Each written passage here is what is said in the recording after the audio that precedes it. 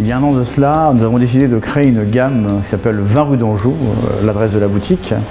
Alors, pour la créer, cette gamme, toute l'équipe s'est rendue chez Signature Vintage à Edradour pour aller goûter, sélectionner, redéguster sur Paris les échantillons qu'on avait sélectionnés sur place pour créer cette gamme 20 rue d'Anjou.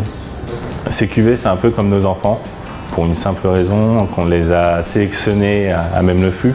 Moi, j'ai toujours l'habitude de dire que, par exemple, dans cette boutique, quand on s'adresse au client, on vend les bouteilles qu'on aime. On s'adapte au goût du client et on va parler des bouteilles qu'on aime. Et bien le 20 rue d'Anjou, c'est la quintessence. C'est-à-dire que là, non seulement on les aime, mais on les adore parce que c'est des embouteillages qui ont fait l'unanimité. On est parti dans les chais, on découvre le whisky sous une autre nature. On l'a toujours dégusté, que ce soit en fiole, que ce soit en embouteillage. Mais là, eh bien, on va aller à la source. On pique dans le fût directement. Pas de dilution, rien du tout. Certes, le palais et le nez sont mis à rude épreuve. Bon, c'est bien parce qu'il fait frais aussi, ça aide un peu pour apprécier le whisky. Quand on a procédé à la dégustation des flacons qui étaient préalablement sélectionnés par le reste de l'équipe en Écosse, on était donc dans le lab. Et là, c'était assez impressionnant parce qu'il y a Jean-Marc et Salvatore qui ont aligné mais pas moins de 30 flacons et sans aucune indication dessus. Parce qu'on était vraiment dans une logique de dégustation à l'aveugle pour ne pas s'influencer déjà les uns les autres. Donc il y avait ce côté vraiment, on a passé 1h30 à pas échanger un regard, un mot, quoi que ce soit, c'était concentration mais maximum. Nantes, dans cette collection 20 rue d'Anjou, que ce qui a fait l'unanimité. Si une personne n'aime pas, on ne le retient pas. Donc c'est un travail très intéressant. En fait, ça nous passionne, hein. On peut nous envoyer toutes les semaines, on y va, il n'y a aucun problème, quoi. Donc, mais chacun vous en parlera à sa manière. Moi, j'ai adoré le Cagnoliche qu'on avait sélectionné sur place, qui a été super bien noté.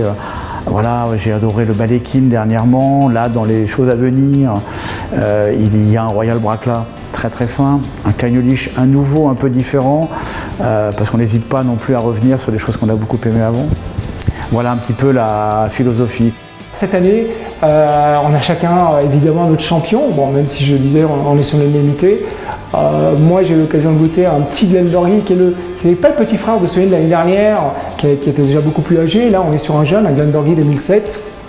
En plus, avec une empreinte sherry qui est très très belle et typique du whisky. Glenmorangie, c'est une distillerie qui produit un whisky qui est gorgé de fruits. On est sur le côté exotique et puis là, le sherry va aller peaufiner. Et ce que j'aime bien aussi, c'est qu'on l'a goûté en brut de fût et que, eh bien, oui, d'accord, c'est charmeur, c'est fruité, mais attention, j'ai une colonne vertébrale et j'ai du caractère. Et résolument, il a toute sa place dans notre gamme. Les whisky Royal Bracla que nous avons sélectionnés pour la gamme 20 rue d'Anjou, c'est un whisky que j'adorais dès les débuts. Sur place, en les dégustant, j'ai trouvé qu'il était exubérant, il avait un côté fin et très fruité, donc j'ai beaucoup aimé ces whiskies.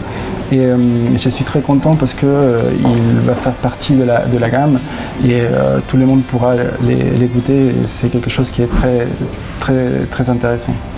Mon coup de cœur a été le Bunnahabhain. À la dégustation, j'ai vraiment eu la sensation d'avoir affaire à un whisky mature, alors qu'en réalité, on est sur un distillat assez jeune. Et ce que j'ai apprécié, c'est cette tourbe vraiment grasse, huileuse, qui est typique de Bunnahabhain à mon sens, avec après en bouche ce côté assez explosif, la fumée qui est présente, mais aussi des notes de salaison qu'on peut retrouver dans la charcuterie, côté vraiment charnu de la chair d'olive noire et une finale qui elle est beaucoup plus marquée par la minéralité, par un côté un petit peu végétal. C'est vraiment, moi je trouve que c'est très important d'impliquer tout le monde, de dire voilà, c'est notre bébé, on les a choisis, on le choisit et on le connaît pratiquement de A à Z. On n'a pas vu naître au sein d'un alambic, mais on l'a vu et on l'a cueilli à maturation. Et ça n'a pas de prix et je crois que les clients le voient très bien. Ils voient quand nos yeux ils brillent quand on parle d'une bouteille, ils disent ah ouais, d'accord, ok, très bien, j'achète. Mais c'est quoi? C'est simplement la transmission d'une passion et ça, les clients, on ne va pas les bluffer. Hein. Entre lire ce qui est derrière une bouteille et parler de ce qu'on a vécu, ça fait toute la différence. Et je crois qu'elle était nécessaire, cette gamme, et que plus que jamais, elle assit on va dire, notre légitimité en tant que passionné du whisky, amateur de whisky et vendeur au sein de la boutique.